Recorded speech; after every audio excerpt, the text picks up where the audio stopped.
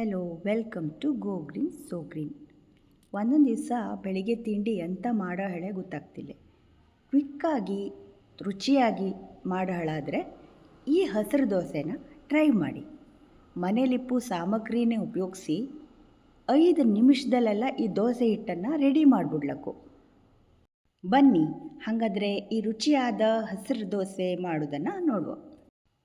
1 ಲೋಟ ಮೀಡಿಯಮ್ ರವೆಗೆ ಅದು ಮುಳುಗುವಷ್ಟು ನೀರನ್ನು ಹಾಕಿ 5 ನಿಮಿಷಗಳ ಕಾಲ ಮುಚ್ಚಿ ನೆನುಲಕ್ಕೆ ಬಿಟ್ಬಿಡುವ. ಅದು ನೆನೆತಾ ಇರಲಿ, ಅಲ್ಲಿ ತನಕ ಅದಕ್ಕೆ ಹಾಕುವಂಥ ಮಸಾಲೆನ ರೆಡಿ ಮಾಡ್ಕೊಂಬ. ಒಂದು ಮಿಕ್ಸಿ ಜಾರಲ್ಲಿ ಒಂದು ಮೀಡಿಯಮ್ ಸೈಜ್ ಈರುಳ್ಳಿ ತೊಳೆದು ಸಿಪ್ಪೆ ತೆಗೆದು ಕಟ್ ಮಾಡ್ಕೊಂಡದ್ದು ಹಾಕಿ, ಅದ್ರ ಜೊತೆಗೆ 1 ಇಂಚ್ ಶುಂಠಿನ ಸಿಪ್ಪೆ ತೆಗೆದು ಕಟ್ ಮಾಡೋದು, ಒಂದು 3ರಿಂದ 4 ಹಸಿಮೆಣಸಿನ್ಕಾಯಿ ಕಟ್ ಮಾಡೋದು, ಅರ್ಧ ಹಿಡಿ ಪುದೀನ, 1 ಚಮಚ ಜೀರಿಗೆ, ಅರ್ಧ ಹಿಡಿ ಕರ್ಬೇವಿನ ಸೊಪ್ಪು, 1 ಹಿಡಿ ಕೊತ್ತಂಬರಿ ಸೊಪ್ಪು. ಇದನ್ನೆಲ್ಲ ಕ್ಲೀನಾಗಿ ತೊಳೆದು ಕಟ್ ಮಾಡಿ ಹಾಕಿದ್ದೆ. ಒಂದು 5-6 ಎಸಳು ನಾಟಿ ಬೆಳ್ಳುಳ್ಳಿ ಬೇಡ ಅಂದರೆ ಸ್ಕಿಪ್ ಮಾಡಿ, ಒಂಚೂರು ಇಂಗು. ಇದನ್ನೆಲ್ಲ ಒಂದು ಸ್ವಲ್ಪ ನೀರು ಹಾಕಿ ನುಣ್ಣಗೆ ಪೇಸ್ಟ್ ಥರ ಮಾಡ್ಕೊಬರೋ. ಇದು ನುಣ್ಣಗೆ ಬೇಯಿಸ್ಕೊಳಗಿದ್ರೆ ದೋಸೆ ಎರಿಯಕ್ಕಾರೆ ಎಲ್ಲವುದು ಅದು ಸಿಕ್ತು, ಮತ್ತು ತಿನ್ನೋಕ್ಕಾರು ಬಾಯಿಗೆಲ್ಲ ಸಿಕ್ತು. ಇಷ್ಟು ಪೇಸ್ಟ್ ಥರ ಆಗ. ಈಗ ಇದನ್ನು ಮೀಡಿಯಮ್ ರವೆ ನೆನೆಸಿಟ್ಟಿದ್ವಲ್ಲಿ ಅದಕ್ಕೆ ಹಾಕಿ ಮಿಕ್ಸ್ ಮಾಡೋ. ನೋಡಿ, ಮೀಡಿಯಮ್ ರವೆ ಚೆನ್ನಾಗಿ ನೆನೆದ್ದು ನೀರೆಲ್ಲ ಅಬ್ಸರ್ವ್ ಮಾಡ್ಕೊಳೋದು. ಈಗ ಇದೆಲ್ಲ ಹಾಕಿ ಮಿಕ್ಸ್ ಮಾಡ್ತಾಯಿದ್ದೆ.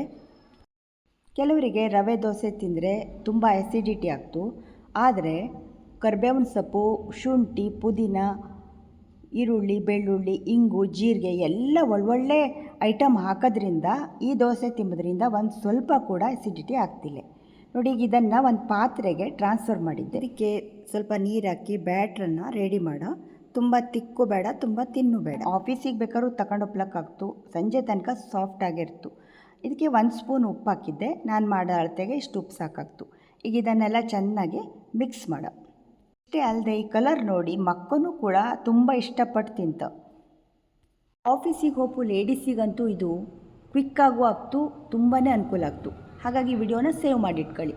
ಆಮೇಲೆ ಒಂದು ಕೈ ಮುಷ್ಟಿಯಪ್ಪಷ್ಟು ಕಾಯಿ ತುರಿ ಹಾಕಿದ್ದೆ. ಕಾಯಿ ತುರಿ ಬೇಡ ಅಂದರೆ ಸ್ಕಿಪ್ ಮಾಡು ಅಡ್ಡಿಲೆ, ಆದರೆ ಕಾಯಿ ತುರಿ ಹಾಕೋದ್ರಿಂದ ದೋಸೆ ರುಚಿ ಇನ್ನೂ ಹೆಚ್ಚಾಗ್ತು. ಈಗ ನಾನಿಲ್ಲಿ ಒಂದು ಬಂಡೀಲಿ 2 ಹುಟ್ಟಿನಷ್ಟು ದೋಸೆ ಹಿಟ್ಟನ್ನು ಹಾಕಿ ಎರಿತಾ ಇದ್ದೆ. ಇದನ್ನು ತೆಳ್ಳಗೆ ಬೇಕಾದ್ರೂ ಎರಿಲಕ್ಕು, ಬೇಡ ಅಂದರೆ ದಪ್ಪಕ್ಕೆ ಬೇಕಾದ್ರೂ ಎರಿಲಕ್ಕು. ಸಂಜೆ ತನಕನೂ ಸಾಫ್ಟಾಗಿರ್ತು. ನೋಡಿ, ಇದನ್ನು ಮುಚ್ಚಿ ಬೇಯಿಸಿದ್ರೆ ರವೆ ದೋಸೆ ಚೆಂದಕ್ಕೆ ಬೇಯಿತು. ನಾನಿಲ್ಲಿ ತುಪ್ಪನ ಯೂಸ್ ಮಾಡಿದ್ದೆ. ನಿಂಗೂ ಬೇಕಾದರೆ ಎಣ್ಣೆಲೂ ಸಹ ಈ ದೋಸೆನ ಮಾಡ್ಕೊಳ್ಳಕ್ಕು. ನೋಡಿ, ಎಲ್ಲ ಕಡೆಗೂ ಏಳಿಸಿ ಈ ದೋಸೆನ ಮೊಗಚಾಕೋ, ಇಲ್ಲಾಂದರೆ ಈ ದೋಸೆ ಹರಿದೋಪ್ಪಂಥ ಚಾನ್ಸಸ್ ಇರ್ತು. ಎಲ್ಲ ಕಡೆಗೂ ನೀಟಾಗಿ ಏಳಿಸ್ಕೊಳ್ಳೋ. ಗರ್ಗರಿ ಬೇಕಂದರೆ ಗರ್ಗರಿನೂ ಸಹ ಮಾಡೋಲಕ್ಕಾಗ್ತು. ಅದ್ರ ಜೊತೆಗೆ ನೀವು ಸಾಗು, ಬಾಜಿ ಅಥವಾ ಕೆಂಪು ಚಟ್ನಿ, ಬಿಳಿ ಚಟ್ನಿ ಯಾವುದು ಬೇಕಾದ್ರೂ ಮಾಡ್ಕೊಳ್ಳಕ್ಕು. ಎಲ್ಲದೂ ಕೂಡ ರುಚಿನೇ ಆಗ್ತು. ನೋಡಿ, ಈಗ ನಿಧಾನಕ್ಕೆ ಈ ದೋಸೆನ ಮೊಗಚಾಕೋ. ಇದು ನೋಡಿ ಎಷ್ಟು ಚಲೋ ಆಯಿತು ಈ ದೋಸೆ. ನಿಂಗೋಕ್ಕೂ ಸಹ ಈ ದೋಸೆ ಎಲ್ಲರಿಗೂ ಇಷ್ಟ ಆಗ್ತು. ನೋಡಿ, ಈಗ ಮಾಡಿ ಎರೆದ್ರಾತು, ಈಸಿಯಾಗೆ ಎರಲಕ್ಕಾಗ್ತು. ನಿಗೋಕ್ಕೆ ಈ ರೆಸಿಪಿ ಇಷ್ಟವಾತ ಇಲ್ಲಿ ಹೇಳೋದನ್ನು ನೀವು ಮನೇಲಿ ಒಂದು ಸತಿ ದೋಸೆ ಟ್ರೈ ಮಾಡಿ ನನಗೆ ಕಾಮೆಂಟ್ ಮೂಲಕ ತಿಳಿಸಿ. ಹಾಗೆ ನನ್ನ ಚಾನಲನ್ನು ಇನ್ನೂ ಸಬ್ಸ್ಕ್ರೈಬ್ ಮಾಡ್ಕೊಂಡಿರಲಿಲ್ಲ ಆದರೆ ಸಬ್ಸ್ಕ್ರೈಬ್ ಮಾಡ್ಕೊಳ್ಳಿ. ಯಾಕೆಂದರೆ ನೀವು ಸಬ್ಸ್ಕ್ರೈಬ್ ಮಾಡಿ ನನಗೆ ಲೈಕ್ ಕೊಡೋದ್ರಿಂದ ನಂಗೆ ಇನ್ನೂ ಮೋಟಿವೇಟ್ ಆಗಿ ಚಲೋ ವಿಡಿಯೋ ಹಾಕ್ತೆ. ಹಾಗೆ ನೀವು ಫ್ಯಾಮಿಲಿ ಆ್ಯಂಡ್ ಫ್ರೆಂಡ್ಸಿಗೆಲ್ಲ ಈ ರೆಸಿಪಿನ ಶೇರ್ ಮಾಡಿ. ನಾನಿಲ್ಲಿ ಬಿಳಿ ಚಟ್ನಿಯೊಂದಿಗೆ ಈ ದೋಸೆನ ಸರ್ವ್ ಮಾಡ್ತಾಯಿದ್ದೆ. ಕಾಯಿ ಚಟ್ನಿ ಇದಕ್ಕೆ ರಾಶಿ ಚಲೋ ಆಗ್ತು. ನಿಂಗಳು ಇಷ್ಟ ಯಾವ್ದು ಬೇಕಾದ್ರೂ ಮಾಡಿ. ಇನ್ನೊಂದು ವಿಡಿಯೋದೊಂದಿಗೆ ಸಿಗ್ತೆ. ಅಲ್ಲಿ ತನಕ bye. Thank you. Take care.